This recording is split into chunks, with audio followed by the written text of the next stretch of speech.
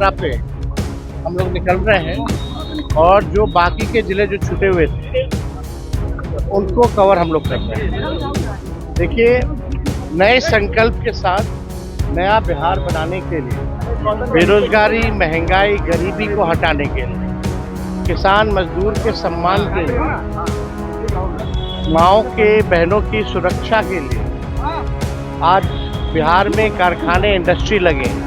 इस संकल्प के साथ आज हम लोग जो है इस यात्रा में निकल रहे हैं। पनोरमा ग्रुप, जो सोचता है वो करता है। नमस्कार, न्यूज फोर्नेशन देख रहे हैं और मैं हूं आपके साथ रंजन सिंह। नेता प्रतिपक्ष तेजस्वी यादव के बिहार अधिकार यात्रा की तस्वीरें हम आपको दिखा रहे हैं। किस तरीके से नेता प्रतिपक्ष तेजस्वी यादव बिहार में बिहार अधिकार यात्रा करने के लिए 10 सर्कुलर राबड़ी आवाज से निकल रहे हैं। देखिए, तस्वीरें दिखा रहे हैं किस तरीके से बिहार विधानसभा का चुनाव है और बिहार विधानसभा चुनाव की सरगर्मियां तेज हो गई है। और ऐसे में देखिए, वोटर अधिकार यात्रा में जो जिले छूटे हैं उस जिले को लेकर जो है वो तेजस्वी यादव बिहार अधिकार यात्रा पर निकल रहे हैं। देखिए, तस्वीरें आपको इस बस में बैठकर नेता प्रतिपक्ष तेजस्वी यादव जहानाबाद से इस यात्रा की शुरुआत हो गई है। इसकी जो तस्वीरें हम आपको दिखा रहे हैं 10 सर्कुलर राबड़ी आवास की है, जहां पर नेता प्रतिपक्ष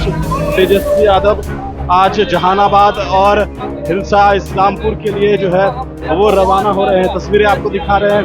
चलो बिहार बदले बिहार अधिकार यात्रा और साफ तस्वीरें देखिए किस तरीके से तमाम पार्टी के नेता इसमें जो है वो शामिल हैं। बता दें आपको, जो तस्वीरें हैं कि तमाम जो बयान है वो सुन पाएंगे। तेजस्वी यादव ने किस तरीके से अपनी बातों को रखा है, क्या वो बयान भी आपको सुनाएंगे। देखिए, चलो अब बिहार अधिकार यात्रा, पढ़ाई, कमाई, दवाई, सिंचाई, शिक्षा, स्वास्थ्य, रोजगार, उन्नत खेती, समृद्ध किसान।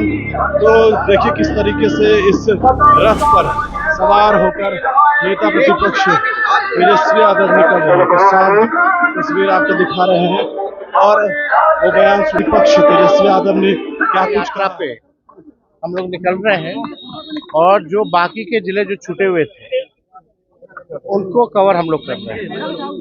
देखिए, नए संकल्प के साथ नया बिहार बनाने के लिए, बेरोजगारी, महंगाई, गरीबी को हटाने के लिए, किसान मजदूर के सम्मान के लिए, माओं के बहनों की सुरक्षा के लिए आज बिहार में कारखाने, इंडस्ट्री लगे। इस संकल्प के साथ आज हम लोग जो है इस यात्रा में निकल रहे हैं और जहानाबाद में पहला जो कार्यक्रम जो है वो होगा। उसके बाद नालंदा जिला में आज का कार्यक्रम है। तो बहुत लोगों की आस थी कि जो बाकी के जो जिले छूटे हुए हैं वहाँ जो है हम लोगों के साथ संपर्क करें। कल प्रधानमंत्री ने जिस तरीके से घुसपैठियों की आप हो गया समझ। और कौन सी बात करेंगे? यही बात करेंगे। भाई, कौन रोका है तुमको घुसपैठिया को बाहर भगाने से? 11 साल से आप कर क्या रहे थे प्रधानमंत्री रहते हुए? आपका बिहार में 20 साल से सरकार है, क्या कर रहा था? जरा हमको भी बताओ, कौन है घुसपैठिया? जरा कोई तो अब तक चिन्हित तो किया गया होगा ना, जरा बताएं। केवल चुनाव में भाषण देने से नहीं। अभी झारखंड में चुनाव था तो वहां घुसपैठिया था, अब घुसपैठिया नहीं है। अब वहां जाकर के घुसपैठिया के बारे में बोल रहे हैं। तो ये घुसपैठिया को केवल जो है मुद्दों से भटकाना है। असल मुद्दा पढ़ाई, दवाई, कमाई, सिंचाई, कार्रवाई और सरकार वाली सरकार चाहिए लोगों को। ये असल मुद्दा है।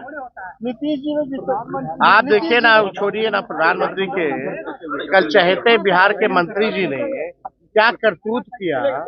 पत्रकारों को, माँ बहनों की गाली दी, पीटा गया। और ऐसे दिन आ गए हैं, ऐसा कभी होता था 2005 से पहले कि एक FIR के लिए भी नेता प्रतिपक्ष को जाकर के कराना पड़ता था? क्या पत्रकारों को इस तरह का माँ बहन की गाली देके पीटा जाता था? पहले तो ऐसा 2005 से पहले नहीं होता था। तो मुख्यमंत्री तो अचेत अवस्था में, उनको तो कुछ पता ही नहीं होगा। जो रिटायर्ड अधिकारी जितना बताएंगे उतना ही जो है वो करेंगे। ये भ्रष्ट सरकार है।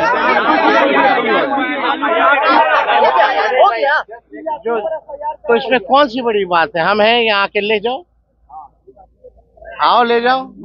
अगर फॉर्म भरने की बात ही नहीं है भाई, क्या हो? अच्छा, इतना दिन बाद याद आ रहा है।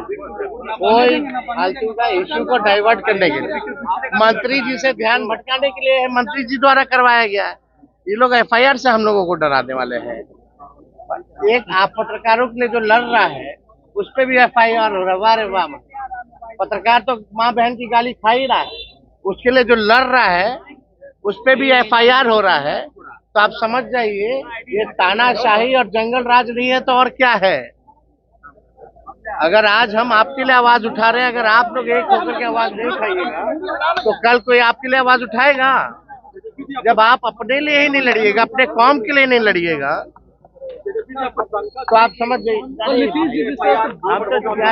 हो ना हो, अब वही थाना में एफआईआर। और कौन कराया है सब जान रहा है, केवल ध्यान को भटकाने के लिए।